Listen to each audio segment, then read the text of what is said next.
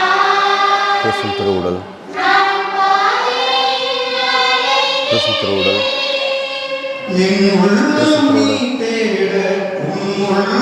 கிறிஸ்துவின் திருவுடல் கிறிஸ்துவின் திருவுடல் கிறிஸ்துவின் திருவுடல் கிறிஸ்துவின் திருவுடல் கிறிஸ்துவின் திருவுடல் கிறிஸ்துவின் திருவுடல்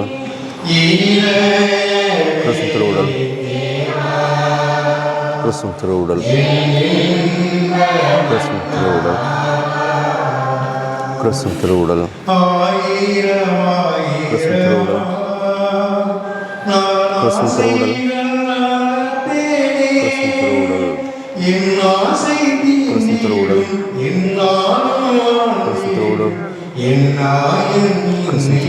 எருசலேம் செம்மையாக ஒன்றிணைத்து கட்டப்பட்ட நகர். ஆண்டவரே, உமது திருப்பெயரை போற்ற இறைகுலத்தார் ஆங்கே ஏறிச் செல்வார்கள். மன்றாடுவோமாக. இறைவா, இவ்வுலகுக்கு வரும் ஒவ்வொரு மனிதரையும் ஒளிர்விக்கின்ற நீர் எங்கள் இதயங்களை உமது அருளின் சுடரால் ஒளிர்வித்தருள உம்மை வேண்டுகின்றோம். அதனால் உமது மாண்புக்கு தகுதியானதையும் விருப்பமானதையும் என்றும் நினைவில் கொண்டு உம்மை நேர்மையாக அன்பு செய்ய வலிமை பெறுவோமாக. எங்கள் ஆண்டவராகிய கிறிஸ்து வழியாக உம்மை மன்றாடுகின்றோம்.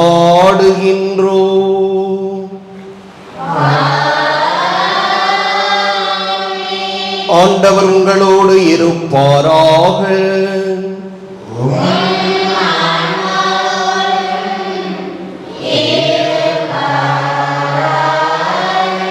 எல்லாம் வல்ல இறைவன் தந்தை, மகன், தூய ஆவியார் உங்களுக்கு ஆசி வழங்குவாராக.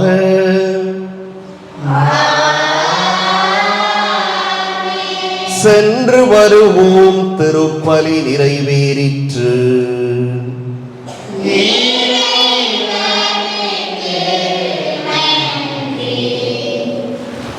அன்னைக்கு கரம் கோவி போ